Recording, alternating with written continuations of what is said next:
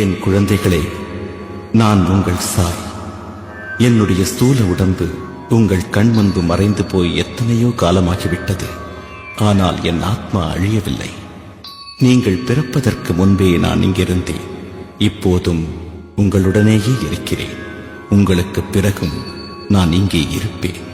நான் அழிவற்றவன், காலத்தை வென்றவன்.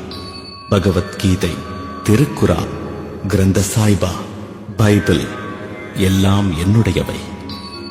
நீங்களும் என்னுடையவர்களே. என்னை அன்போடு அழைப்பவர்களுக்கு நான் சொந்தமானவன். நான் ஷிர்டியில் மட்டுமல்ல, எண்ணற்ற என் பக்தர்களின் ஆத்மாவிலும் இருக்கிறேன். என் ஸ்தூல உடல் இல்லையே என்று கவலைப்படாதீர்கள். நம்பிக்கையோடு கூப்பிடுங்கள், நான் உங்கள் முன்பிருப்பேன்.